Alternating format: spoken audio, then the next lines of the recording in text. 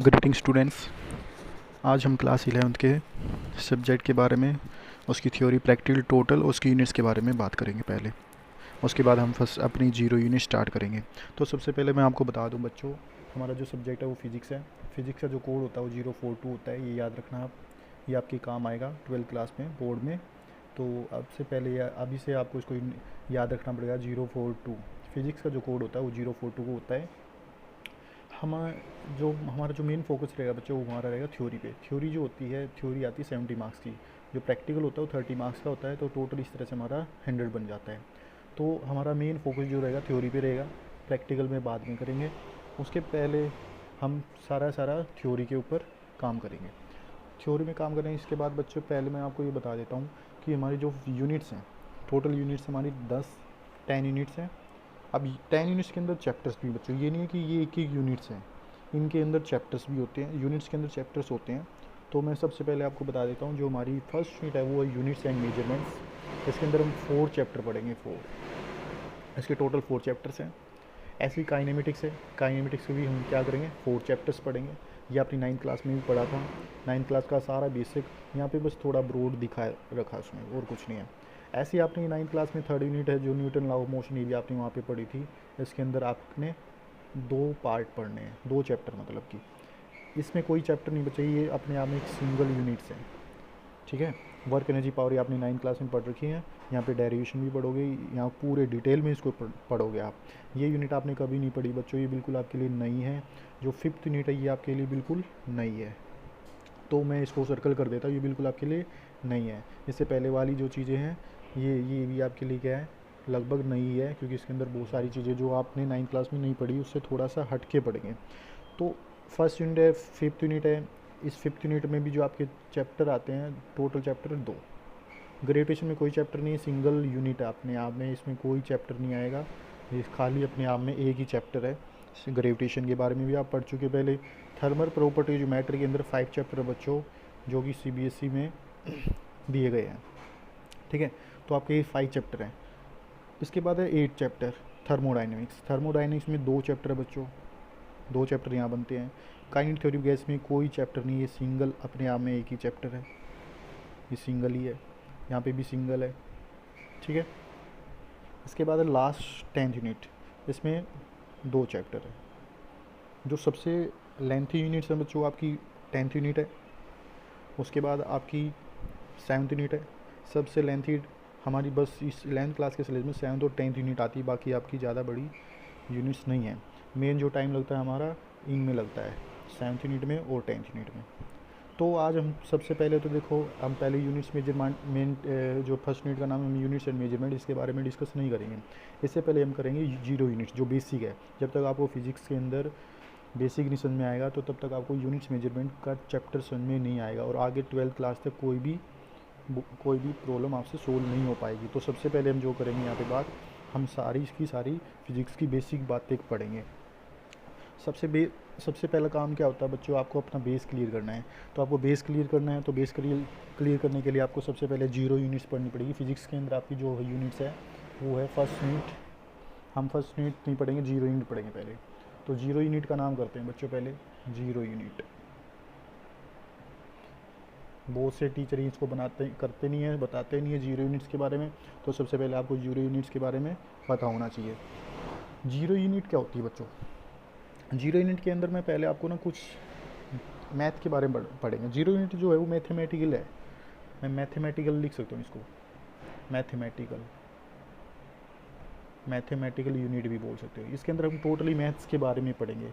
यहाँ पे जो चीज़ मैं आपको मैथमेटिकल यूनिट्स के बारे में बताऊंगा बच्चों, ये आपका सेम 12th क्लास में भी बहुत सारी ऐसी चीज़ें होंगी जो मैथ्स के अंदर पढ़ोगे।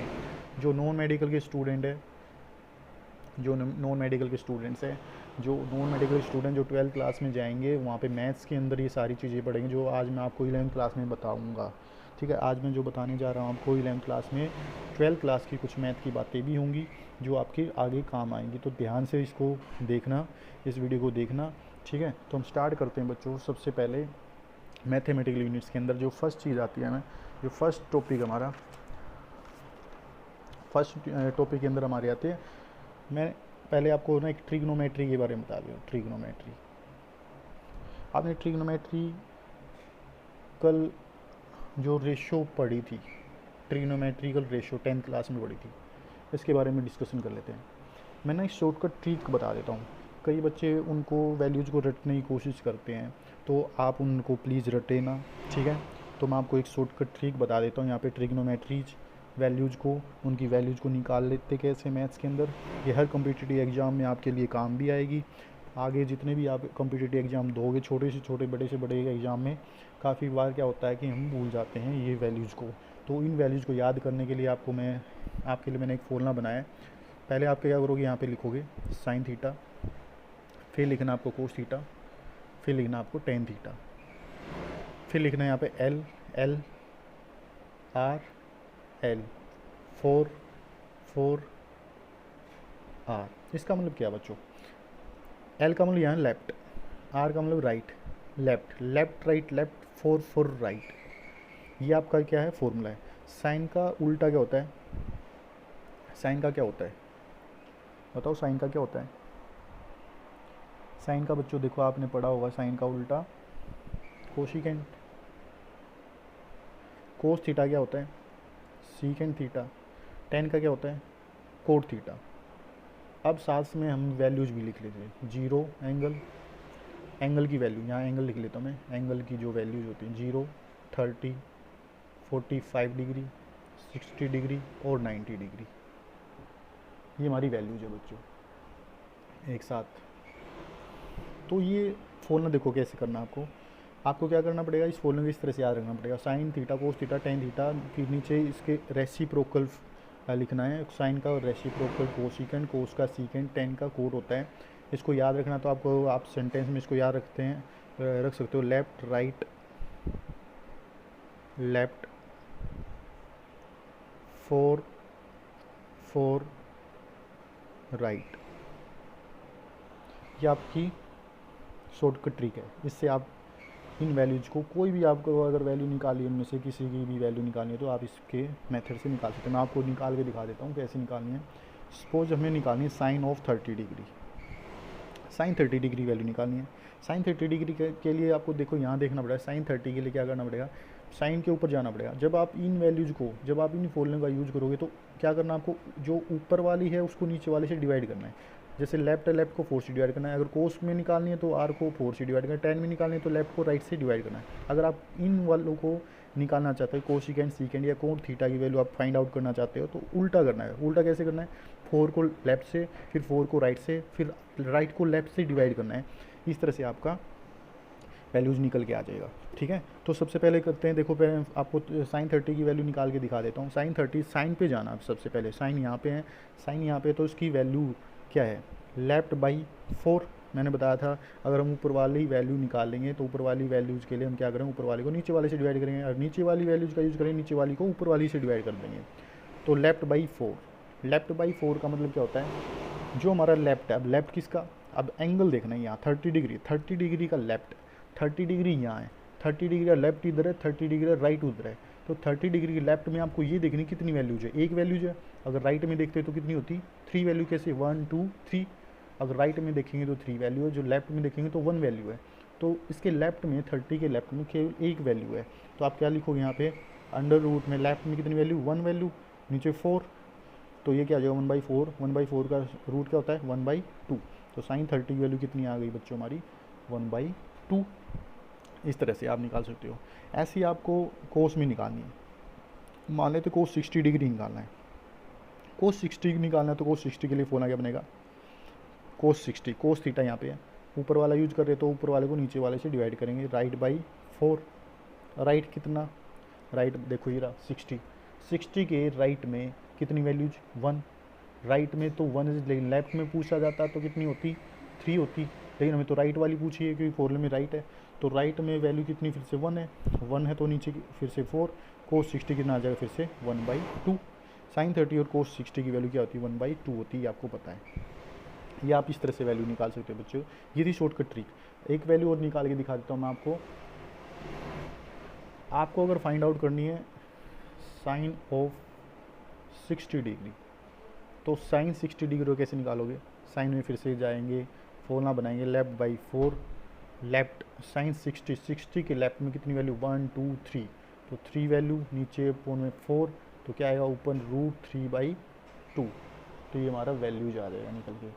ठीक है बच्चों, ऐसे ही आपको अगर 10 और 45 डिग्री निकालना है, 10 और 45 डिग्री अगर आपको फाइंड आउट करना है, टेंजेंट यहाँ है, लेफ्ट बाई राइट करेंगे। लेफ्ट बाई राइट क्या है, आपको ये देखना लेफ्ट बाई राइट क्या होता है। लेफ्ट बाई राइट जहाँ पे 45 डिग्री उसके लेफ्ट में भी चलना है, उसके राइट में भी चलना है। 45 के लेफ्ट में कितनी वैल्यू, यहाँ 2 वैल्यूज है, और 45 के लेफ्ट राइट में भी कितनी वैल्यू है, 2 वैल्यूज है, तो दोनों में कितनी वैल्यू है 2 2, लेफ्ट में 2 राइट में भी 2 2 से कैंसिल होकर क्या आ जाएगा 1। 10 45 की वैल्यू कितनी होती है 1। ये थी आपकी शॉर्टकट ट्रिक, ट्रिग्नोमेट्रिक रेशो। आप इसको रट्टाफिकेशन ना करें, ठीक है, ये शॉर्टकट ट्रिक है, आप एग्जाम में इसका यूज कर सकते हो। ये था हमारा मैथमेटिकल यूनिट्स में फर्स्ट टॉपिक, ट्रिग्नोमेट्री रेशियो कैसे निकालते हैं इस तरह से। इसके बाद हम करते हैं बच्चों, फर्स्ट टॉपिक आता है हमारा मैथमेटिकल यूनिट्स के अंदर, जो कि बहुत इंपॉर्टेंट है। अब इस जो मैं टॉपिक कराने जा रहा हूँ आपको, ये टॉपिक इतना इंपॉर्टेंट है, आपका पूरी 12th फिजिक्स में काम आएगा, फिजिक्स में 11th में भी काम आएगा, आपका जितना बेसिक है सारा का सारा फिजिक्स में उसमें काम आएगा। तो आप मैथमेटिकल यूनिट्स के अंदर जो फर्स्ट टॉपिक है बच्चों, वो ध्यान से देखना। जो टॉपिक मेरा वो है डिफ्रेंशिएशन। डिफ्रेंशिएशन क्या होता है, डिफ्रेंशिएशन देखो बच्चों क्या होता है। अब डिफ्रेंशिएशन पढ़ेंगे, डिफ्रेंशिएशन का मतलब क्या होता है। डिफ्रेंशिएशन हो गया है, मान लो मेरे पास कोई फंक्शन है, लेट मेरे पास y क्या है, y भी है फंक्शन, y कोई मेरे पास फंक्शन है, किसका, ऑफ x का। लेट मैंने मान लिया मेरे पास कोई y है, वो क्या है, फंक्शन है x का। तो आप कैसे कैसे लिखोगे इसको, y is a function, f का मतलब फंक्शन, फंक्शन किसका है, x का है, तो आप इसको इस तरह से लिखोगे, y एक फंक्शन है fx का, सॉरी x का, y is a function of x, आप इस तरह से इसको लिख दोगे। ठीक है, आपने ऊपर लिखा था y भी ए फंक्शन ऑफ x, तो y को y फंक्शन x का, तो उसको आप मैथमेटिकली कैसे लिखोगे, y equal to f of x। अब मैं मान लो सपोज कर लेता हूँ, सपोज मैंने क्या किया, मैंने x की वैल्यू में इंक्रीज कर दिया। अगर मैं x की वैल्यू में थोड़ा सा इंक्रीज कर देता हूँ स्मॉल अमाउंट से कितना, मैंने मान लिया डेल्टा x से, x की वैल्यू मैंने डेल्टा x अमाउंट से क्या कर दिया, डेल्टा x अमाउंट से मैंने इसको क्या कर दिया, इंक्रीज कर दिया। अगर मैं x की वैल्यू को डेल्टा x अमाउंट से इंक्रीज कर दूँ, तो अगर x में इंक्रीज होएगा तो उसकी वैल्यू y में भी क्या होगा, इंक्रीज होएगा। आपने कितना इंक्रीज किया, डेल्टा x। जब आप इसकी वैल्यू में डेल्टा x अमाउंट, डेल्टा का मतलब क्या है, बहुत स्मॉल अमाउंट, जिसके आगे डेल्टा लग जाता है ना, ये डेल्टा वर्ड स्मॉल वैल्यू को रिप्रेजेंट करता है बच्चों को। तो यहाँ पे क्या बताना चाह रहा हूँ मैं आपको, अगर x की वैल्यू में अगर ये स्मॉल अमाउंट में ऐड कर देता हूँ, तो उसकी y की वैल्यू में भी क्या हो जाएगा, small amount of value add हो जाएगी, बढ़ जाएगी। तो इसका मतलब क्या हुआ, दिस इम्प्लाइज जो y होगा, y भी क्या हो जाएगा, वो भी आपका स्मॉल वैल्यू से इंक्रीज कर जाएगा, डेल्टा y में भी क्या आ जाएगा, स्मॉल वैल्यू से इंक्रीज आ जाएगा। ठीक है, तो ये तो है आपका इस तरह से फंक्शन के बारे में। अब बात आती है जो ये वैल्यूज में इंक्रीज आया, जैसे आपने सपोज किया था डेल्टा x अमाउंट आपने क्या कर दिया, इंक्रीज कर दिया x की वैल्यू में डेल्टा x अमाउंट इंक्रीज करने से y की वैल्यू में कितना इंक्रीज आ गया, डेल्टा y का आ गया। तो इन दोनों अगर मैं डिवाइड कर दूँ, delta y of delta x, इन दोनों की जो रेशियो बनेगी, इन दोनों की रेशियो हम क्या बोलेंगे बच्चों, इनको बोलते हैं the rate of change of y with respect to x।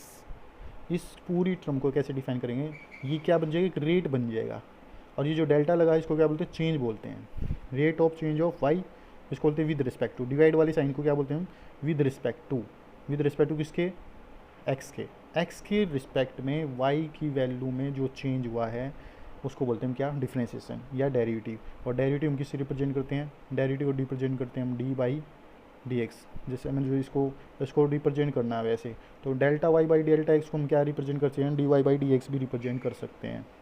ठीक है, तो डिफ्रेंशिएशन को अगर आपको रिप्रेजेंट करना है तो क्या करोगे, dy/dx से रिप्रेजेंट कर सकते हो y, तो लेकिन यहाँ पे एक फंक्शन है, मेन जो चीज़ यहाँ पे dy/dx, dy/dy भी हो सकता है, dy/dz भी हो सकता है, dy/dt भी हो सकता है, तो मतलब कि ये सारी की सारी टर्म क्या बता रही है आपको, ये सारी टर्म आपको डिफ्रेंसिएशन का सिंबल बता रही है। ये डिफ्रेंसिएशन है।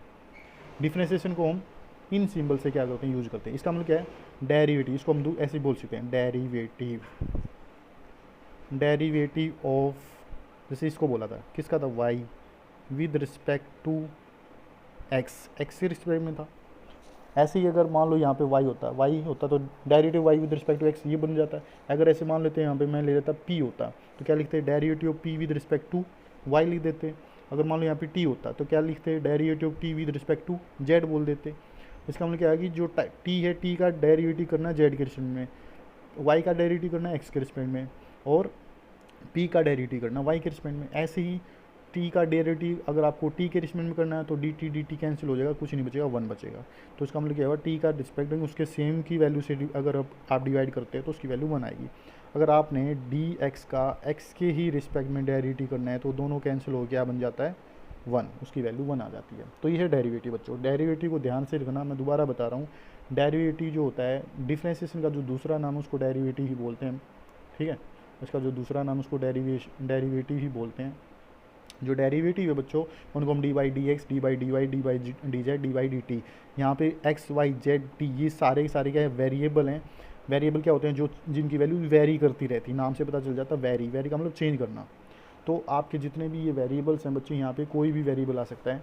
अब इसके साथ साथ हम इसके फॉर्मूले भी करेंगे और कुछ एग्जाम्पल भी करेंगे साथ साथ। ये बहुत ही इंपॉर्टेंट टॉपिक है बच्चों, ठीक है। डिफ्रेंसिएशन, मैं डिफ्रेंसिएशन को मैं दोबारा से बताते हूँ। डिफ्रेंसिएशन को हम किससे रिप्रेजेंट कर रहे थे अभी, डी बाई डी एक्स से रिप्रेजेंट कर सकते हैं, डी बाई डी वाई से रिप्रेजेंट कर सकते हैं, डी बाई डी जेड से रिप्रेजेंट कर सकते हैं, डी बाई डी टी से भी रिप्रेजेंट कर सकते हैं। इन वैल्यूज़ को हम क्या करते हैं, डिफ्रेंसिएशन से रिप्रेजेंट करते हैं। जो यहाँ पे एक्स है, वाई है, जेड है, टी है, ये सब क्या है, ये एक वेरिएबल्स हैं। ये वेरिएबल्स हैं। वेरिएबल्स का मतलब जिनकी वैल्यू क्या करती है, वेरी करती है। वेरी का मतलब चेंज करती है, चेंज करेगी। अगर इनकी वैल्यू चेंज करती रहेगी, ठीक है, इनके रिस्पेक्ट में, तो हम क्या करेंगे, इनके रिस्पेक्ट में जो यहाँ पे फंक्शन आएगा उसका हम क्या कर देंगे, डेरिवेटिव कर देंगे। ये तो इसका सिंबल जो डिफ्रेंसिएशन है, डिफ्रेंसिएशन को हम इससे डिनोट करते हैं। अब वन बाई वन हम क्या करेंगे, इसके फॉर्मूले करेंगे, साथ साथ फॉर्मूले करेंगे बच्चों, ध्यान से देखना। फॉर्मूला डिफ्रेंसिएशन के कुछ फॉर्मूले हैं, some important result, some important results of differentiation. Differentiation के कुछ आपके इम्पोर्टेंट रिजल्ट्स हैं।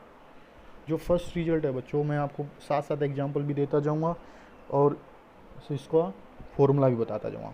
आपको ये यूनिट पढ़नी है, जीरो यूनिट पढ़नी है, मैथमेटिकल यूनिट पढ़नी है, तो आपको डिफ्रेंसिएशन पढ़ना पड़ेगा। और ये बहुत ही इंपॉर्टेंट टॉपिक है, चैप्टर है, क्योंकि पूरी फिजिक्स के अंदर डिफ्रेंसिएशन का बहुत ज़्यादा यूज़ किया हुआ है।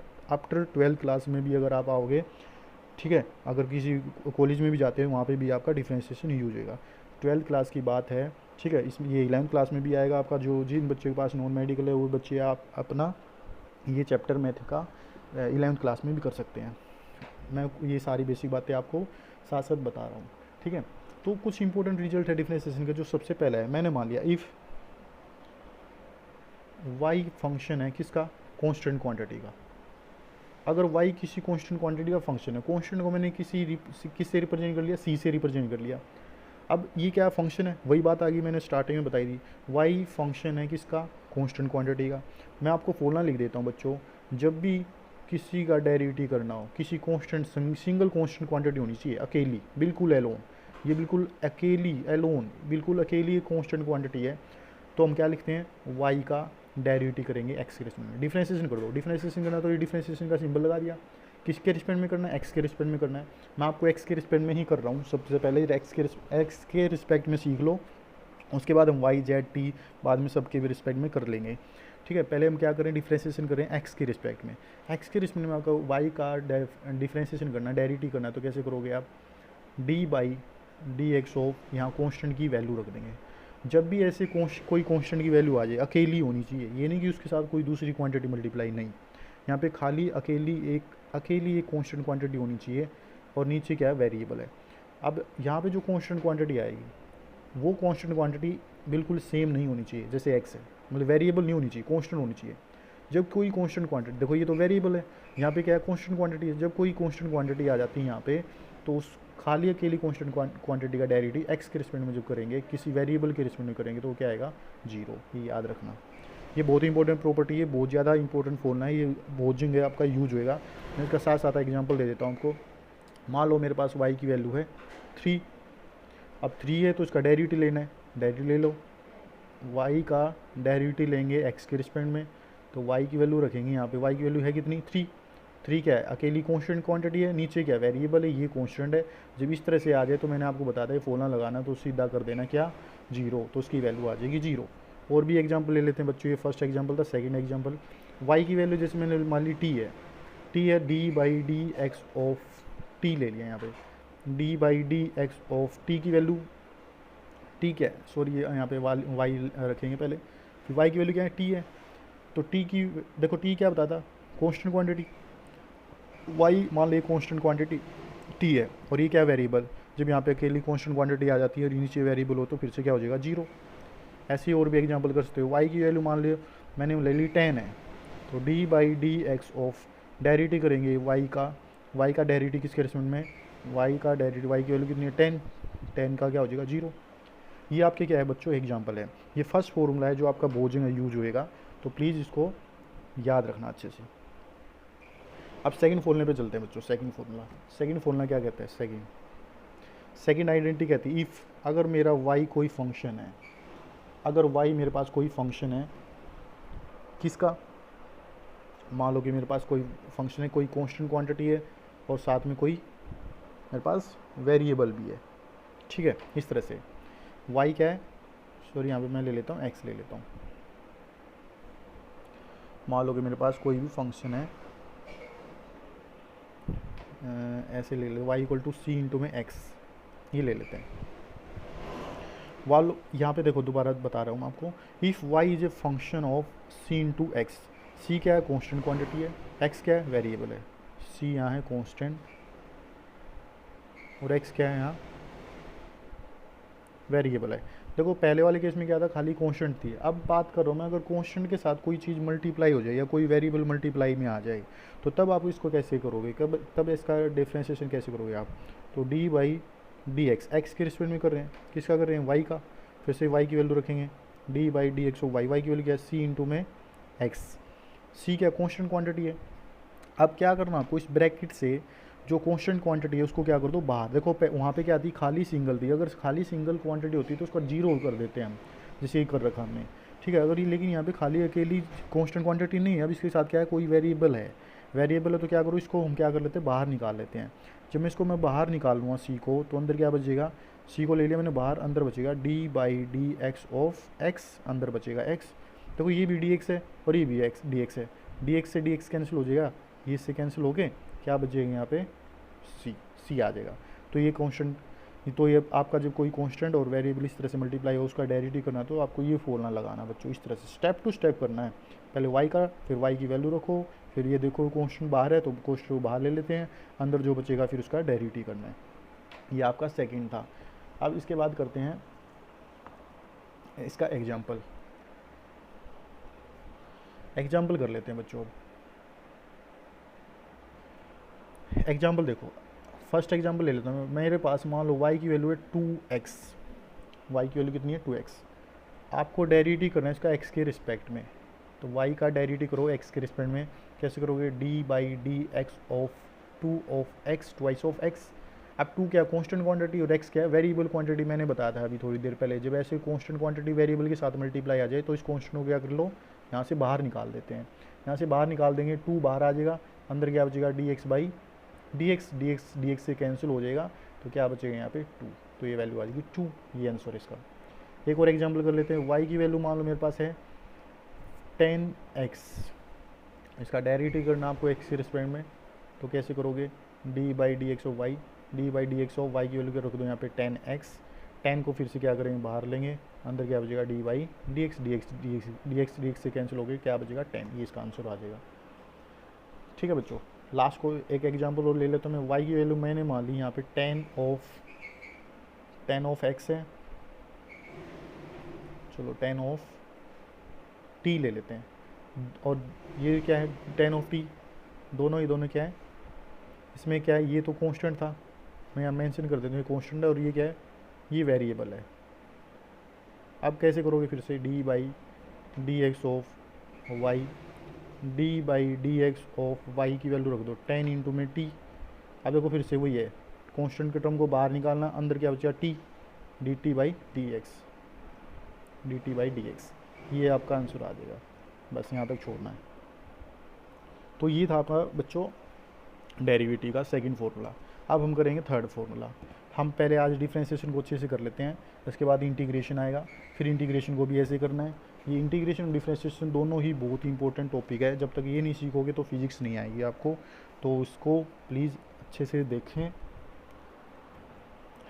अब हमारी जो नेक्स्ट आइडेंटिटी है बच्चों, थर्ड फार्मूला जो है वो है सबसे इम्पोर्टेंट, जो कि बहुत ज़्यादा इम्पोर्टेंट है। ये जब तक जितने भी आपके फॉर्मूले आए हैं सारे सारे बहुत इंपॉर्टेंट है, और जो सबसे ज़्यादा इंपॉर्टेंट ये फॉर्मूला, ये बहुत जगह आपका यूज होगा। अगर फिर से देखो y, इफ़ थर्ड फार्मूला है y, अगर मेरे पास x की पावर n है, अगर y मेरा क्या है, किसी वेरिएबल की पावर n है, अभी तक हमने वेरिएबल पढ़ लिए, कांस्टेंट पढ़ लिए, अगर मान लो किसी वेरिएबल की पावर n आ जाए, n क्या, कोई इंटीजर है, यहाँ पे n क्या है, कोई भी इंटीजर, ठीक है। तो कोई भी इंटीजर हो सकता है, इंटीजर कौन से होते हैं, 0 +-1 +-2 +-3 +-4 अप टू सोन, इस तरह से। अगर आपको इसका डेरिवेटिव करना है तो डेरिवेटिव कैसे करोगे, तो डी बाई डी एक्स करना, फिर से y का डेरिवेटिव लेंगे, x के रिस्पेक्ट में y की वैल्यू कितनी है, y की वैल्यू x की पावर n, y की वैल्यू हमने रख दी x की पावर n।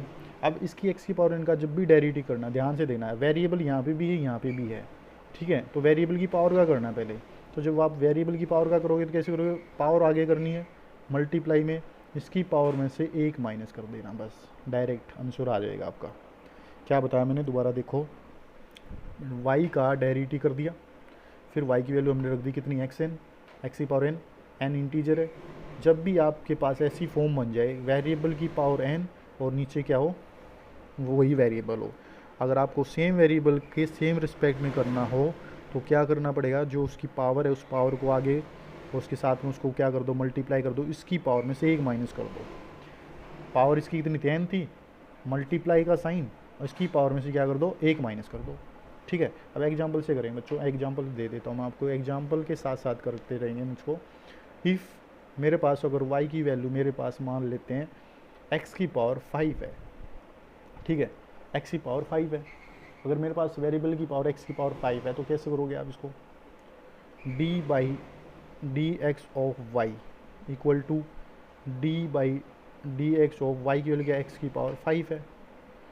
अब इसका डेरिवेटिव देखो, साथ साथ इस वाले फॉर्मूले के साथ साथ कंपेयर करते चले जाओ, बिल्कुल सेम फॉर्म बन गई ये वाली, यहाँ x की पावर n था, यहाँ x की पावर 5 है, क्या किया था हमने, पावर आगे, तो इसमें भी पावर कितनी 5 आगे लिखेंगे, फिर इसकी x की पावर में से 1 माइनस कर देते हैं, इस x की पावर कितनी है 5 में से क्या कर दो 1 माइनस कर दो, तो हमारा क्या आ जाएगा, हमारी वैल्यू क्या आएगी 5 इंटू एक्स की पावर 4, ये आंसर आ जाएगा, ये आंसर है। इसी तरह से आप नेक्स्ट एक और एग्जांपल दे देता हूँ मैं आपको, फर्स्ट एग्जांपल, सेकंड एग्जांपल और कर लेते हैं। इफ़ y की वैल्यू मेरे पास है, मान लेते हैं मेरे पास अब कोई कांस्टेंट है साथ में, जिसमें मैंने लिया 3x स्क्वायर है, इस तरह से करना हो, इसका करना हो तो कैसे करोगे, d by D X of Y, तो d by D X of Y, की वैल्यू कितनी है 3x स्क्वायर, y की वैल्यू मैंने यहाँ पे रख दी। देखो फिर मैंने बताया था आपको, यहाँ पे कौन सा फॉर्मूला लगे, यहाँ पे सेकंड फॉर्मूला लग गया, जो मैंने सेकंड फॉर्मूला आपको अभी बताया था थोड़ी देर पहले, वहाँ पे सेकंड फॉर्मूला क्या बताया था, जो कांस्टेंट मल्टीप्लाई आ जाए वेरिएबल के साथ तो उस कांस्टेंट को बाहर निकाल लेते हैं।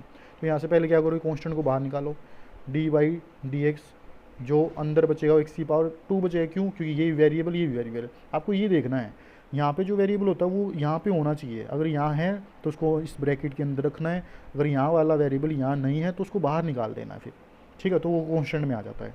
अब ये फॉर्म देखो, ये वाली फॉर्म फिर से वही बन गई जो मैंने यहाँ पे ये फॉर्मूला लिखा था, d बाई डी एक्स, ये रहा d by D x, x की पावर 2 एक्स की पावर n, फॉर्मूला लगा दो, फिर से क्या लिखोगे, 3 तो ऐसे का था, ऐसा था इनटू में, अब क्या करना, फॉर्मूला लगा दो इसकी पावर की 2 मल्टीप्लाई कर दो इसकी पावर को उसकी पावर में से 1 माइनस करके, ऐसे देखो ये फिर से वही फॉर्मूला लगाते हैं, एक्स की पावर एन में क्या किया था, एन पावर आ गया था उसकी पावर से एक माइनस किया था, जैसे यहाँ किया था 5 आ गया था, 5 में से फिर एक माइनस, तो क्या करोगे 2 आगे करना मल्टीप्लाई, उसकी पावर से फिर एक माइनस कर देना, ये कितना आ जाएगा 3 2 6, 6 की पावर 1, 6 की पावर 1 का मतलब 6x, ये इसका आंसर आ जाएगा।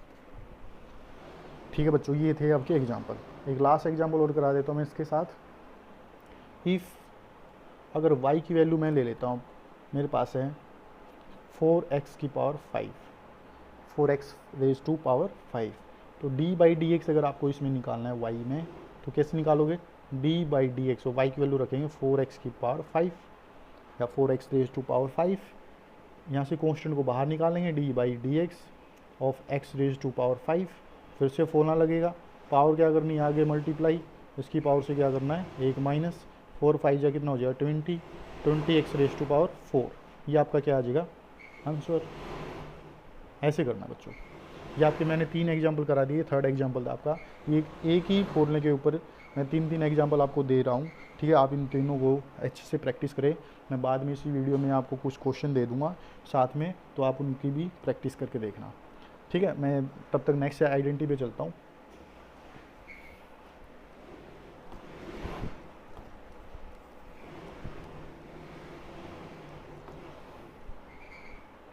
ओके, जो नेक्स्ट फॉर्मूला बच्चों, अब फोर्थ फॉर्मूला आता है हमारा।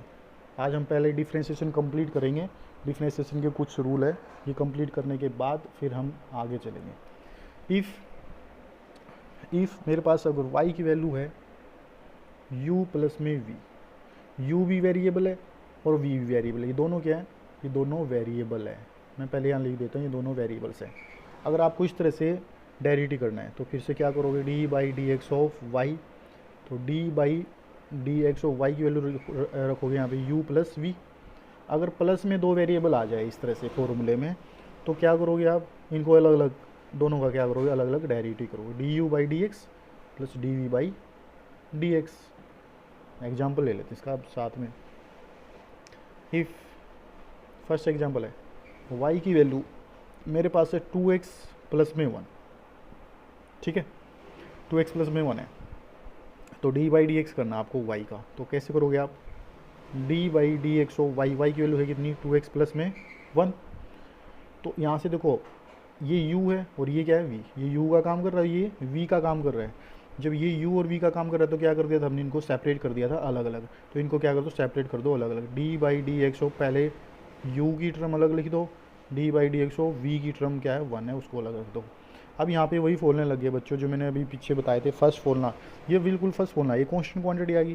कांस्टेंट क्वांटिटी का मैंने डेरिवेटिव बताया था, वो कितना बताया था 0, तो ये तो हो जाएगा 0, इसका तो हो जाएगा 0।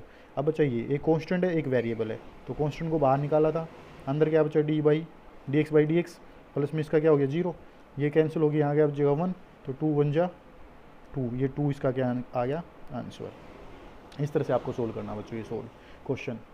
ठीक है, अब एक एग्जांपल और आप खुद करके देखना, मैं आपके लिए प्रॉब्लम दे देता हूँ। y की वैल्यू अगर मैंने मान ली 3x प्लस में 4x है, प्लस में 3x स्क्वायर प्लस में 4x प्लस में 2 है, ये इस तरह से।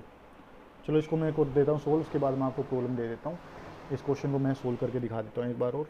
d by D X of Y, Y की वैल्यू का डेरिवेटिव करना है, d by D X of Y, Y की वैल्यू रखो पहले 3x स्क्वायर है प्लस में 4x है प्लस में 2 है, तो आपको अब यहाँ से क्या करना है, ये u है ये v है ये w मान लेना। यहाँ पे देखो मैंने 2 वेरिएबल के लिए करा था, जरूरी नहीं कि यहाँ पे 2 ही हो, क्या पता यहाँ पे एक और ऐड हो जाए, यहाँ पे 4 भी हो सकते हैं, 5 भी हो सकते हैं, 6 भी हो सकते हैं, 10 भी हो सकते हैं। तो एक इक्वेशन को अगर आपको ऐसे सोल्व करना है तो उसको भी आप किसी भी अलग सेपरेट मेथड से कर सकते हो, इस वाले मेथड से, सेपरेशन से। तो d by D X of क्या करोगे पहले 3x स्क्वेयर प्लस में फिर से d by D X of 4 of x plus d by D X of twice. अब यहाँ से कांस्टेंट को बाहर निकालेंगे, d by D X of x की पावर 2। अब यहाँ से कांस्टेंट को बाहर निकालेंगे, अंदर क्या बचेगा dx बाई डी एक्स, ये कांस्टेंट क्वांटिटी आएगी, फिर से कांस्टेंट क्वांटिटी का मैंने आपको डेरिवेटिव बताया था 0। इसके बाद अब यहाँ पे आ जाते हैं। अब यहाँ पे क्या है बच्चों 3, यहाँ पे पावर वाला x की पावर n वाला फॉर्मूला लग गया, पावर आगे उसकी पावर से 1 माइनस करना है, प्लस में 4, ये कैंसिल हो गया, ये बच गया 4, वो 0 था ही, 3 2 जा 6, 6 इंटू में x की पावर कितनी होगी 1 प्लस में 4, तो इसको आप लिख सकते हो 6x प्लस में 4, ये इसका क्या आ गया आंसर। आई होप आपको इन तीनों एग्जाम्पल से, 2-3 एग्जाम्पल जितने मैंने आपको कराए हैं, इससे क्लियर हो गया होगा डिफ्रेंशिएशन हो क्या रहा है। अब डिफ्रेंशिएशन से अगर देखा जाए तो डिफ्रेंशिएशन डेरिवेटिव कर क्या रहा है, देखो ध्यान से देखना। मैंने जितने भी आपको एग्जाम्पल कराए, हर एक एग्जाम्पल के अंदर ये देखना क्या उनकी वैल्यू कम नहीं हो रही है। जो फंक्शन मान के चले थे, जैसे ये है, ये फंक्शन मान के चले थे, इस फंक्शन के से इसकी जो वैल्यू होगी वो इतनी बनी है। कहाँ था देखो, 3x² प्लस 4x प्लस में 2 था, और बना क्या 6x प्लस में 4, ये इसकी वैल्यू निकल के आई। तो पहले कितनी थी, अब कितनी है, तो क्या हो रही है, कम हो रही है ना। अब देखो अगर आपको डायरेक्ट करना है ना, शॉर्टकट ट्रिक में करना, तो कैसे करोगे, यहाँ से ऐसे करोगे, 3 2 जा 6, एक पावर इसमें से माइनस कर दो, 6x, ये रहा 6x। 4x का करेंगे तो एक x की पावर 4, इसकी पावर कितनी 1, 4 1 जा 4, और इसकी पावर में से एक माइनस करेंगे तो 4, ये 4 बच जाएगा। इसकी कोई पावर ही नहीं, ये कांस्टेंट डेरिवेटिव जीरो होता है तो जीरो हो जाएगा। शॉर्टकट ट्रिक से अगर आपको डायरेक्ट करना तो ऐसे भी कर सकते हो, लेकिन आपको डायरेक्ट नहीं करना है, वो आप कम्पिटिटिव एग्जाम में करना है। आपको स्टेप टू स्टेप वाइज इस तरह से इस क्वेश्चन को सोल्व करना है। तो ये आपका बच्चों फोर्थ ट्रिक थी, फोर्थ ये आपका फॉर्मूला था डिफ्रेंशिएशन का। अब हम नेक्स्ट फॉर्मूले पे जाते हैं।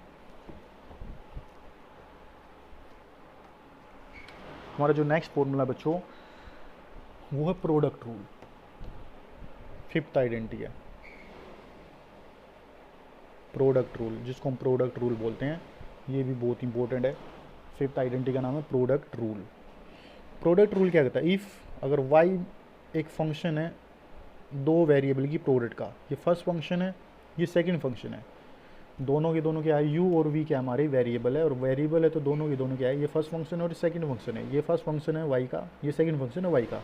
अगर आपको इस तरह से दो वेरिएबल मल्टीप्लाई में दे दे, जैसे अभी तो मैंने इससे पहले क्या कराया था, फोर्थ आइडेंटिटी क्या थी, दो वेरिएबल एडिशन में थे। अगर ऐसे दो वेरिएबल आपके मल्टीप्लिकेशन में आ जाएँ तो उसको कैसे ड्राइव करोगे, उसको कैसे सोल्व करोगे, डायरेक्ट कैसे लोगे, देखो d/dx ऑफ y, y का डेरिवेटिव लेना आपको x के रिस्पेक्ट में, तो कैसे करोगे, d/dx ऑफ y, y की वैल्यू है कितनी, u इंटू में v।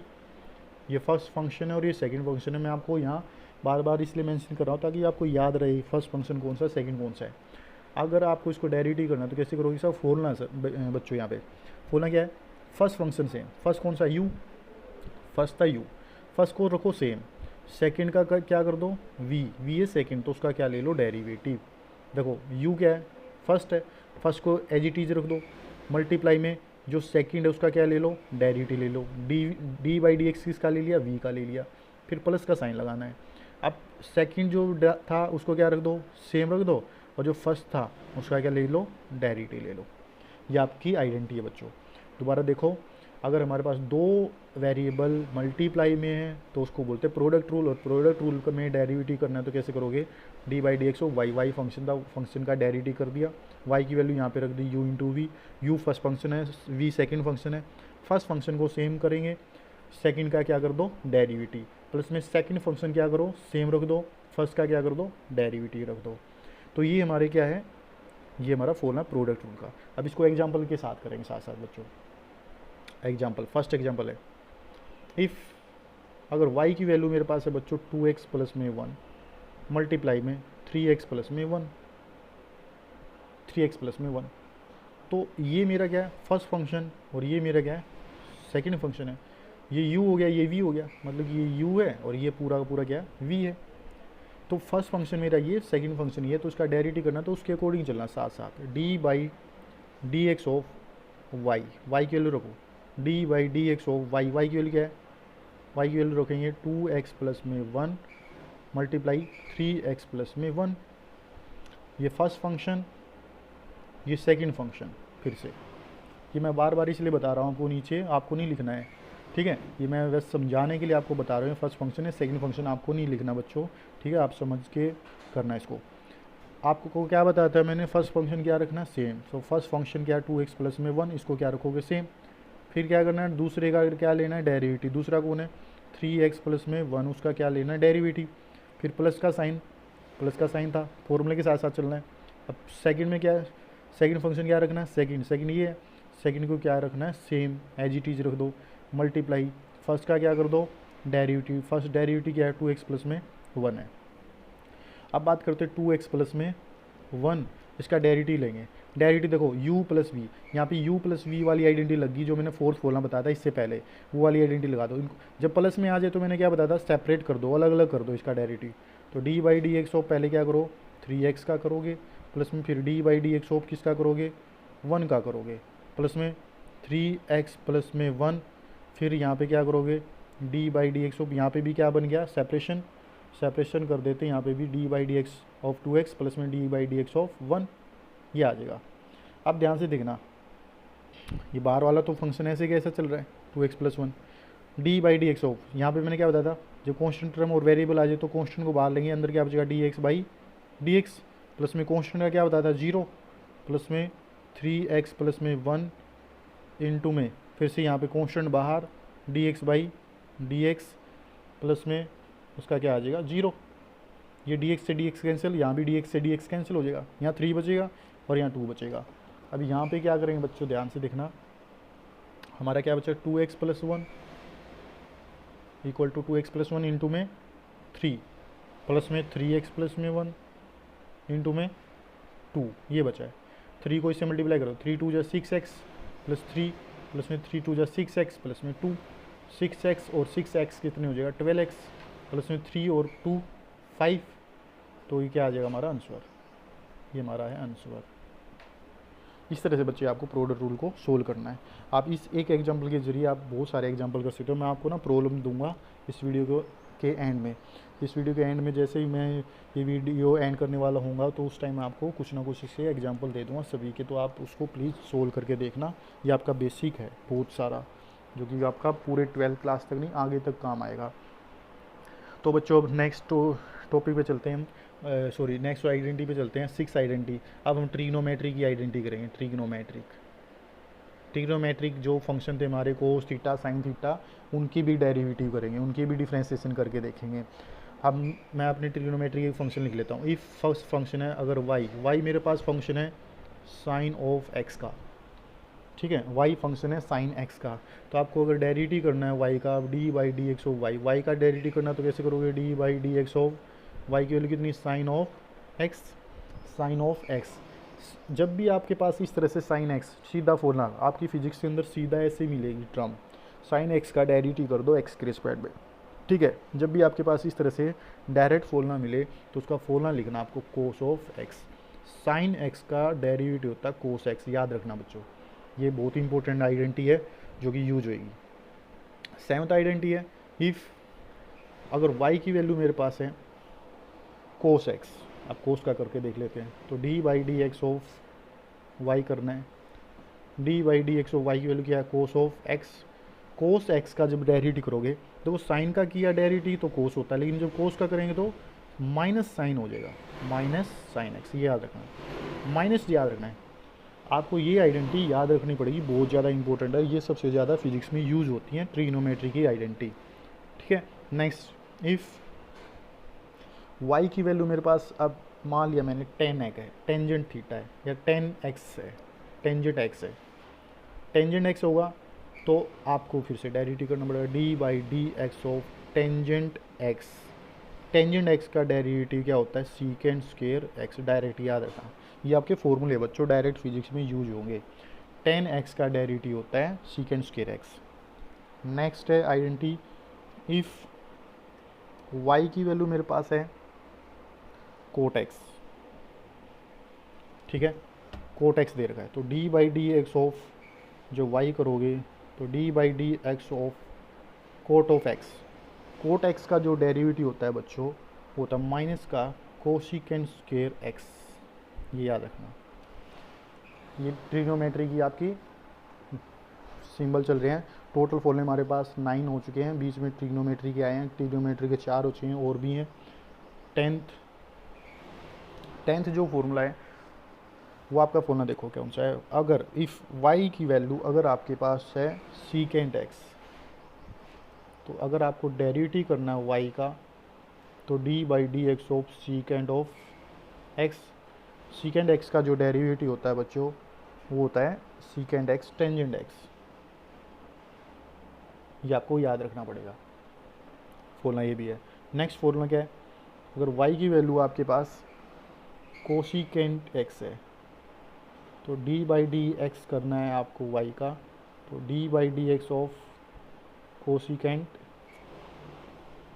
एक्स करना है, तो इसका फॉर्मूला क्या आएगा, माइनस में कोसिकेंट एक्स इंटू में कोट एक्स, ये याद रखना है। ये थे बच्चे हमारी आइडेंटिटी ट्रिग्नोमेट्री की। ठीक है, अब मैं कुछ आइडेंटिटी और बता देता हूँ ट्रिग्नोमेट्री से रिलेटेड 12, जो कि बहुत इंपॉर्टेंट। लास्ट की 2 आइडेंटिटी और बताऊँगा, आप आई होप उनसे समझ जाओगे आप। जैसे कि मेरे पास y की वैल्यू है, y की वैल्यू जैसे मैंने मान ली साइन ऑफ 2x है। ठीक है, इसका यहाँ पे देखो ट्वाइस हो गया, मान लो यहाँ पे 2 होता, 3 होता, 4 होता, 5 होता, 6 होता, चाहे कोई भी इंटीजर होता है यहाँ पे। तो अगर x के साथ कोई भी इंटीजर होता तो ये पूरा एंगल आ गया। साइन का कितना एंगल हो गया, ये पूरा एंगल में आता है, ये आपका एंगल हो गया, ये पूरा पूरा क्या है, एंगल, एंगल डबल हो गया। या यहाँ पे 3 भी हो सकता था, 4 भी हो सकता था, 5 भी हो सकता है, 6 भी हो सकता है, कुछ भी हो सकता है। तो आपको इसका डायरेक्टली लेना तो कैसे करोगे, तो आपको डायरेक्टली लेना तो क्या करोगे बच्चों, D by D X of Y, D by D X of Y, Y की वैल्यू है कितनी, वाई की वैल्यू कितनी है, sine of 2x। Sign of 2x को कैसे करेंगे, जब भी इस तरह से आपके पास साइन की आ जाए, देखो मैंने आपको पहले बता दिया था, यहाँ पे साइन का डेरिवेटिव क्या बताया था, कोस होता है। ठीक है, साइन का होता है कोस, कोस का होता है माइनस साइन। तो यहाँ पे देखो साइन का तो क्या हो जाएगा, साइन का तो हो जाएगा कोस, लेकिन यहाँ पे एंगल भी है। जब यहाँ पे कोई एंगल इस तरह से मल्टीप्लाई आ जाए तो उस एंगल को आगे मल्टीप्लाई करना है। इस x का जो कोफिशिएंट है वो है 2, तो 2 को क्या करो आगे मल्टीप्लाई, ब्रैकेट लगा के। ठीक है, ब्रैकेट लगा के साइन का क्या बताया था मैंने, साइन का होता है cos of 2x। Sign 2x का हो गया डेरिवेटिव कोस 2x, और जो 2x का है, 2x का वेरिएबल क्या आ गया आगे, 2 आगे, वो आ जाएगा आगे की तरफ। ठीक है, इसी तरह से आप एक लास्ट और बता देता हूँ, इफ़ y की वैल्यू जैसे मैंने मान ली कोस ऑफ 2x है, अब कोस ऑफ 2x का ही कर लेते हैं हम। ये कोस ऑफ 2x का डेरिवेटिव करना है आपको। कोस 2x का डेरिवेटिव कैसे करोगे, D by D X of Y, D by D X of Y की वैल्यू क्या है, कोस ऑफ 2x। अब कोस का मैंने क्या बताया था वहाँ पे, चलो कोस का डेरिवेटिव क्या बताया था, माइनस का साइन, तो कोस का क्या हो जाएगा, कोस का हो जाएगा माइनस का साइन ऑफ 2x, और जो 2x है उसका जो वेरिएबल हो कितना 2, तो 2 का क्या कर दोगे आगे मल्टीप्लाई, 2 साइन 2x हो जाएगा। जैसे इसमें किया था, इसका वेरिएबल 2 था, 2 आगे, साइन का क्या हो गया था, साइन का हो गया कोस 2x, कोस 2x से क्या हो जाएगा साइन 2x, और जो वेरिएबल होता है वो आगे मल्टीप्लाई हो जाएगा। अगर यहाँ पे 3 होता तो 3 आ जाता, 5 होता तो 5 आ जाता, 6 होता तो 6 आ जाता, तो जो भी आपका यहाँ पे कोफिशिएंट होता वो यहाँ पे आ जाता। तो ये बच्चों ये था डिफ्रेंशिएशन ओवरऑल। मैंने आपको डिफ्रेंशिएशन के बारे में कम्प्लीटली आपको बता दिया है। मैं आपको बस कुछ प्रॉब्लम दे देता हूँ जो आप सोल्व करके देख सकते हो, तो प्लीज़ उसको सोल्व करने की कोशिश करना। ओके बच्चों, ये मैंने आपके सामने प्रॉब्लम लिख दी है। फर्स्ट प्रॉब्लम जो आपकी है वो है find D Y by D X for the following. कौन कौन सी किस चीज़ का D Y by D X निकाला, मतलब डेरिवेटिव निकालना वाई का एक्स के रिस्पेक्ट में। जैसे मैंने अभी फाइंड आउट किए थे सभी के लिए, आप सबके ऊपर फॉर्मूले लगाना, अच्छे से उसको वीडियो को देखना, फॉर्मूले पढ़ना, लिख के कॉपी में। जब तक आप कॉपी में लिख के नहीं देखोगे बच्चों को फॉर्मूले याद नहीं होंगे, उनकी प्रैक्टिस करके देखोगे तभी आपसे क्वेश्चन निकलेंगे। तो सबसे पहले देखो क्वेश्चन बिल्कुल सिंपल है, जैसे मैंने एक इक्वेशन का किया था, ये तो बिल्कुल ईजी है, उसी इक्वेशन से हो जाएगा जैसे मैंने वो क्वेश्चन किया था। सेकंड आइडेंटिटी है, जो सेकंड क्वेश्चन जो बच्चों में इसमें थोड़ा सा बता देता हूँ आपको। यहाँ पे रूट एक्स दिया हुआ है, रूट जिसके ऊपर भी रूट लग जाता है ना, रूट, उस रूट की वैल्यू होती है हाफ। तो आप इस इक्वेशन को ना, आप ऐसी इक्वेशन को ऐसे भी लिख सकते हो, Y equal to X plus में एक्स की पावर हाफ प्लस में 1 बाई एक्स की पावर हाफ, और एक्स की पावर हाफ को ऊपर लेके जाओगे तो आप इसको ऐसे भी लिख सकते हो, एक्स प्लस में X raise to power half plus में X raise to power minus में हाफ। आप इस इक्वेशन को ऐसे भी लिख सकते हो। फिर से देखो पावर बन गई ना, यहाँ पे एक्स की पावर एन हाफ है, एक्स की पावर यहाँ पे एन कितनी माइनस हाफ है, तो यहाँ पे एक्स की पावर एन के फॉर्मूले लग जाएंगे। जो मैंने एक्स की पावर एन वाला फॉर्मूला बताया था वो यहाँ पे लगेगा। तो आप इसको सोल्व करके इस तरह से कर सकते हो। यहाँ पे 3/2 पावर है, 4 है, 6 है, ये भी सिंपल ईजी है। ये प्रोडक्ट रूल पे हो जाएगा बच्चों, मैंने जो प्रोडक्ट रूल बताया था आपका, प्रोडक्ट रूल पे कोशिश करना सोल्व करने के लिए। ठीक है, जो आपका मैंने ये वाला जो है थर्ड जो सेकंड क्वेश्चन, इसमें इस वाले क्वेश्चन में क्या करोगे बच्चों आप, मैंने फिर से देखो बताया था आपको, इसको वाई मान लेना, ये वाई फंक्शन बन जाएगा।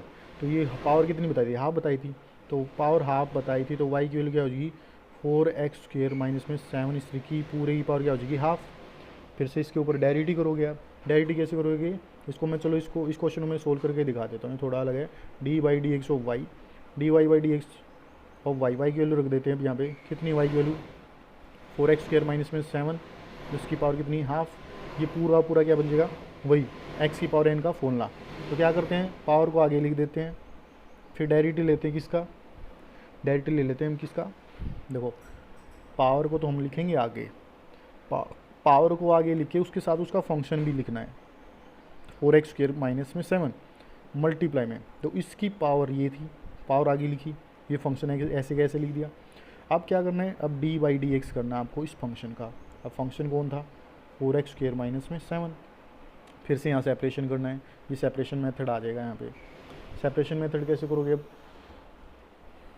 अब यहाँ से क्या करोगे, 1/2 था ही यहाँ पे बाहर, 4x² माइनस में 7 मल्टीप्लाई बाई में d/dx करेंगे, d/dx ऑफ 4x² माइनस में d/dx ऑफ 7 क्या कॉन्स्टेंट क्वांटिटीज़ का, तो क्या हो जाएगा 0, तो आंसर निकालेंगे 1/2 4x² माइनस में 7 इंटू में इसका क्या करेंगे 4 बाहर, d/dx ऑफ x की पावर 2 माइनस में 0, क्योंकि 7 का तो हो जाएगा 0, फिर से इस पे x की पावर n का फॉर्मूला लग जाएगा 1/2 4x² माइनस में 7, 4 ऐसे कैसा रहेगा, d/dx का करेंगे, तो क्या बताया था मैंने, पावर आगे मल्टीप्लाई करते हैं और उसकी पावर में से 1 माइनस कर देते हैं, 2 में से 1 जाएगा तो 1 ही बचेगा, 1/2 4x² माइनस में 7 मल्टीप्लाई में 4 2 जा 8x रेज टू पावर 1, 2 4 जा पे चला जाएगा ये, तो क्या बचेगा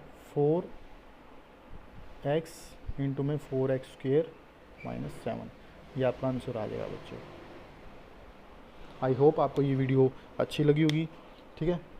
तो आज के लिए हम इतना ही करेंगे। मैथमेटिकल यूनिट्स थी बच्चों आपकी 0 यूनिट है। इस 0 यूनिट में सबसे पहला जो टॉपिक किया हमने वो आपका डिफरेंशिएशन का, ये बहुत ही इंपॉर्टेंट टॉपिक है बच्चों, ये पूरी 12th में, पूरी फिजिक्स में, हर जगह आपका काम आया। जितना मैंने आपको बताया बस इससे फालतू नहीं करना है, इससे फालतू नहीं करना है, इतना ही आपका यूज है फिजिक्स के अंदर। फिजिक्स के अंदर जितना यूज होना है डिफरेंशिएशन का मैंने उतना आपको करा दिया, बाकी आपको पूरा डिटेल में पढ़ना है तो आपका मैथ के अंदर पूरा डिटेल में ये चैप्टर आएगा, वहाँ पे आप इसको पढ़ सकते हो। ठीक है बच्चों, okay, thank you and have a nice day.